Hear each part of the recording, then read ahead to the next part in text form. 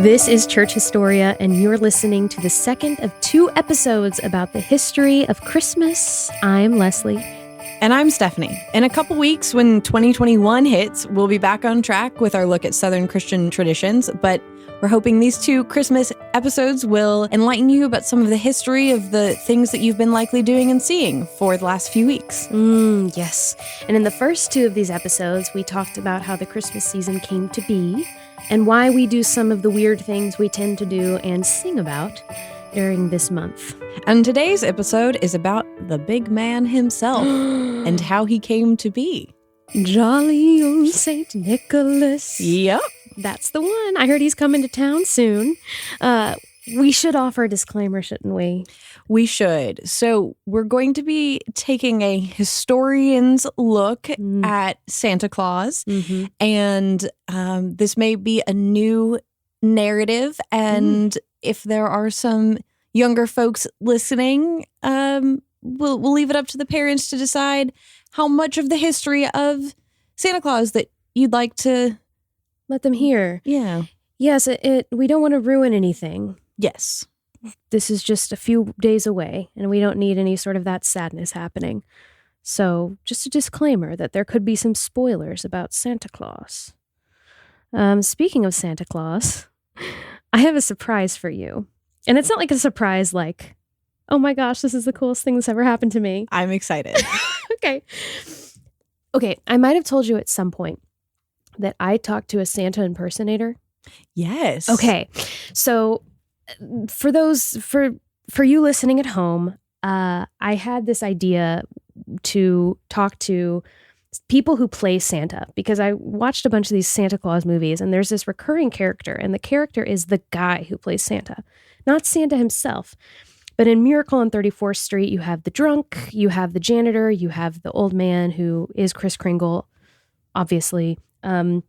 And then my favorite of all of them, though, is in Christmas with the Cranks, which jury's still out if that's a good Christmas movie.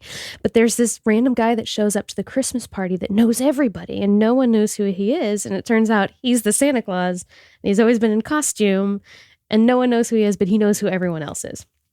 It's my favorite. But there's this caricature of the guys who play Santa. And so I thought, there have to be people like that in real life. And I ended up getting on the phone with one of them just to learn about what they do. And so there's a part of our conversation where he talks about the history of Santa. So what I thought I'd do is I wanted to play you what he says. And you don't have to spoil anything. Like, you don't have to correct anything he says. But I just want to get your reaction to what he says. History showdown with Santa Claus. Yes, with the head Santa Claus in Nashville. Okay, so let me play this. And I've been, like I said earlier, I've been a professional Santa for, I think this is my 11th or maybe 12th season. I had to, and did, for the first 2 or 3 years, I was a professional Santa. I bought a fake belly. Now, this is unfortunately, fascinating. the last 2 or 3 years, I have not had to use it. So you know, that is so interesting, because the old, the little I know about Santa Claus in folklore is that he's really not he wasn't necessarily this jolly round sort of a fella. He was, and you probably know way more than I do. So it's interesting that this American sort of, and I don't know if it's Americanized, I just assume, is this sort of portly, round, jolly guy. Right. Well, we in the U.S., we take our modern day Santa, and we take it from Thomas Nast, who was an illustrator for More the New to York come. Times. Foreshadowing, and other papers maybe? during the Civil War, pre-Civil War, and during and after the Civil War. Thomas Nast, he was a famous illustrator. You can look him up, and he built upon the poem "'Twas the Night Before Christmas." And he took that and made Santa with a red suit, a jolly old elf. It says in the poem, and that's where we get our classic version of Santa Claus, or what Santa is supposed to look like. So, we have the truth from Santa himself. from the mouth of the big man. Yes, and we'll go into a little bit more detail, but. That was great. Awesome. I'm so glad. Well, let's learn about Santa. Let's do it.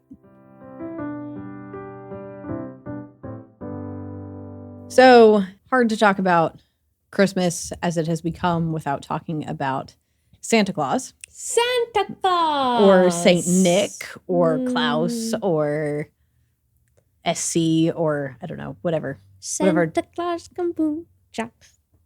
I haven't heard that one before.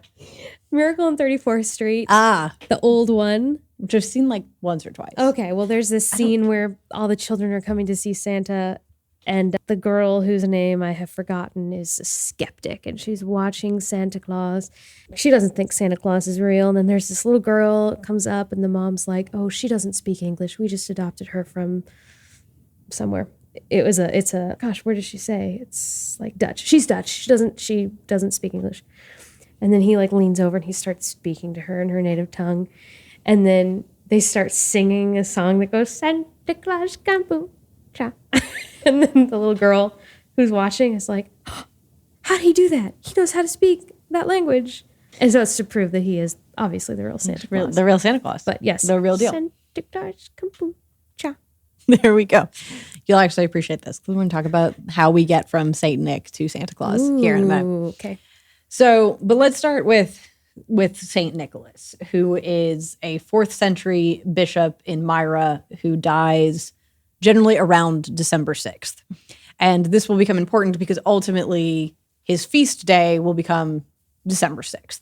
But Nicholas is known for a number of things. There's all these legends about, his austerity as a baby. He wouldn't nurse on Wednesdays or Fridays because he was fasting, I guess. Very, very smart infant, or very dedicated infant.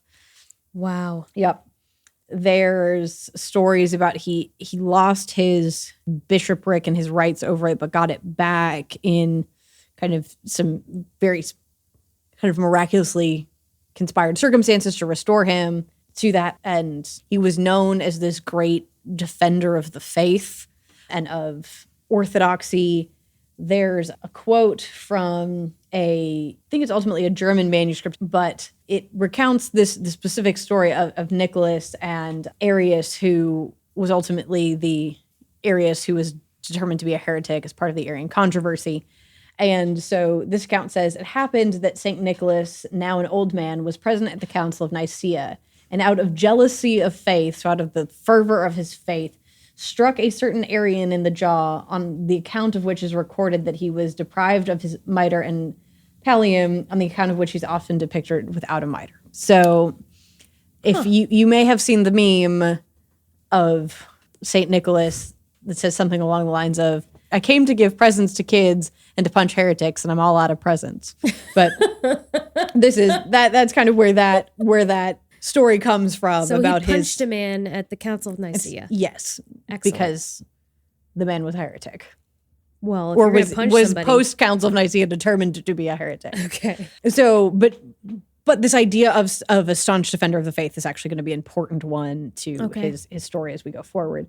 There's also a story of him helping out a man who had 3 daughters and didn't have enough money for the dowry to marry his daughters off. And so the daughters were facing kind of a choice of starvation or prostitution, because in the 4th century in Myra, there weren't many options for a single woman. And so this happened 3 times, once with each daughter. They each faced this crisis, and every time Nicholas dropped off a bag of gold in secret. And so we can already see the foundations here of somebody who brings good gifts. But Nicholas becomes to be known as the patron saint of sailors and merchants, repentant thieves and prostitutes, children, brewers, pawnbrokers, and students. And so he's got a very wide... My goodness, that's a very vast community of people. Yeah, a wide swath of folks that he's looking out for. But the big ones here is going to be children. And this idea that we see this history of giving gifts, we have a particular attachment to children, but also, again, this idea of kind of defender of the faith. And so as time goes on, different places in Europe develop different traditions. And so in the Netherlands, there develops this tradition of Sinterklaas, who would come visit once a year, and he would quiz children and adults on Bible trivia. to see if they passed. If you passed the impromptu Bible quiz, you would get a little gift.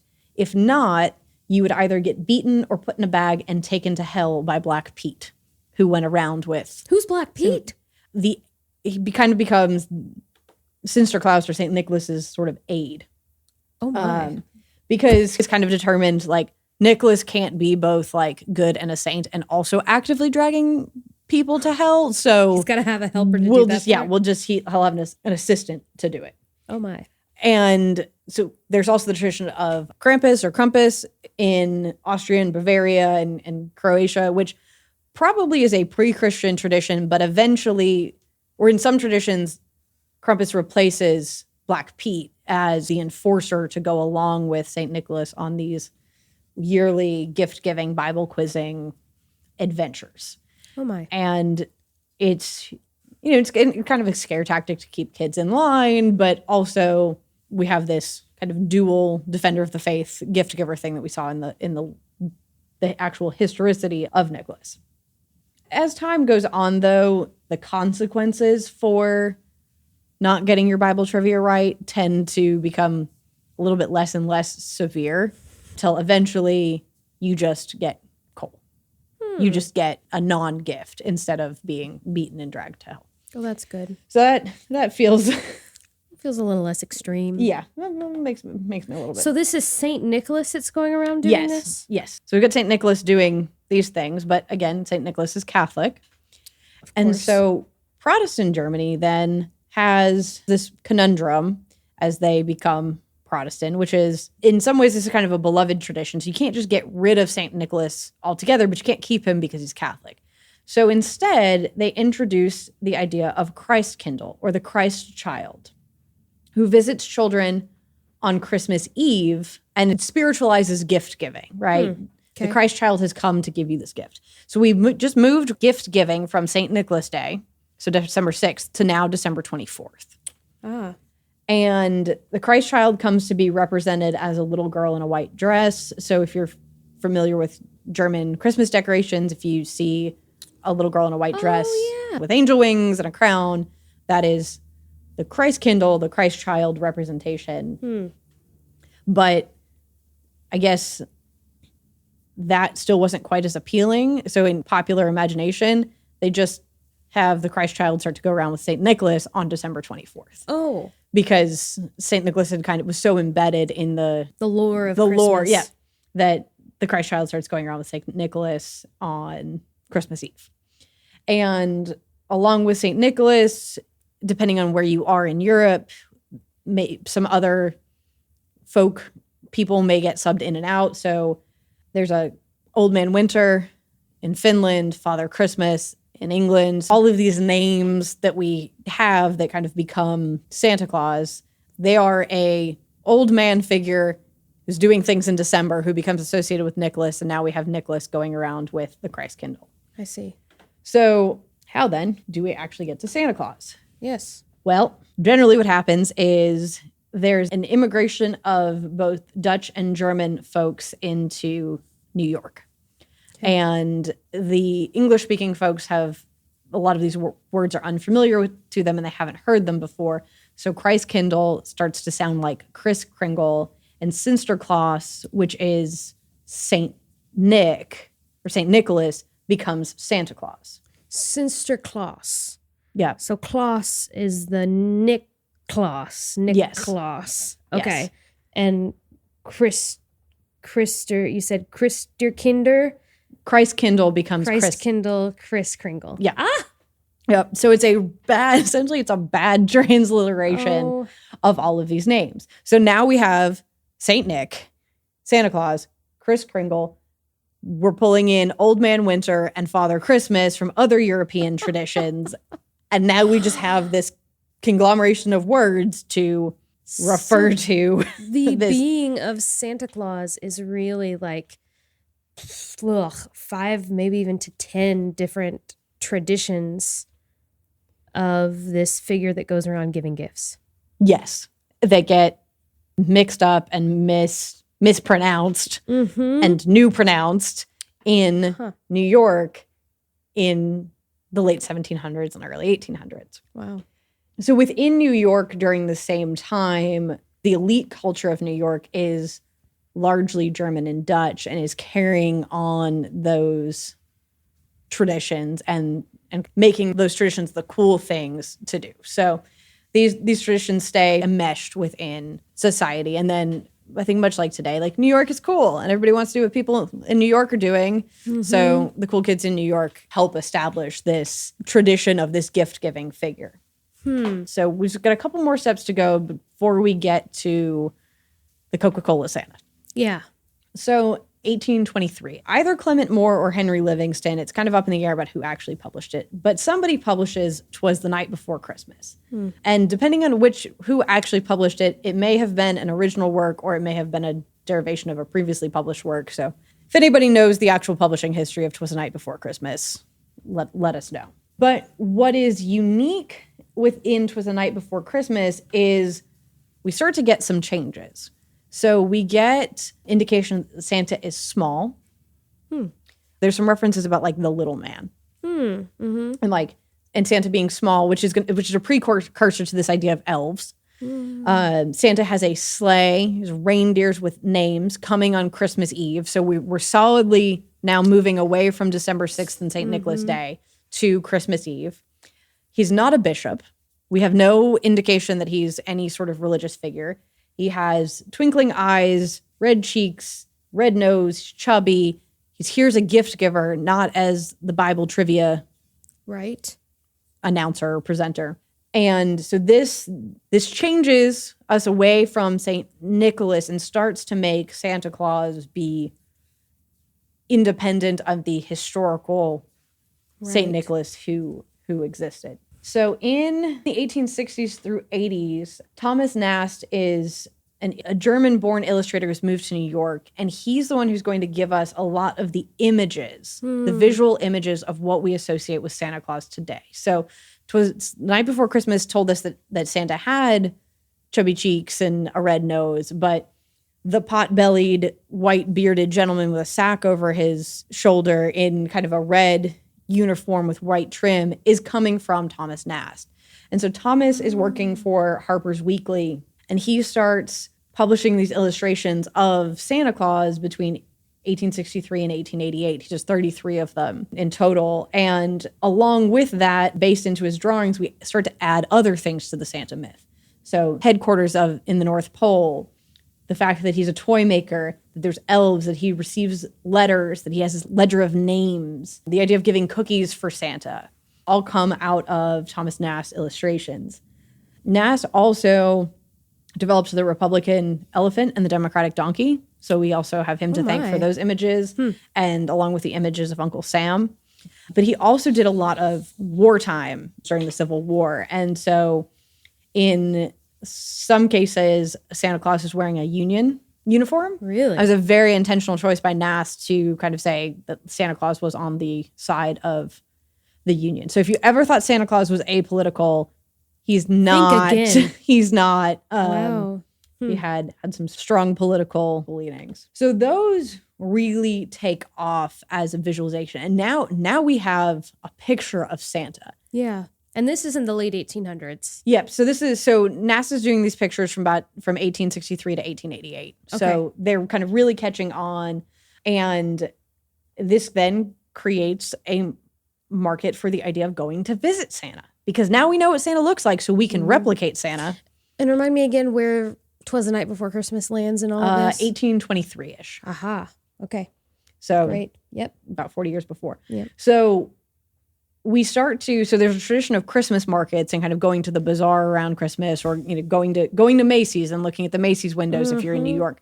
So now we just kind of add on going to visit Santa because, again, thanks to Nast, now we know that nobody looks like.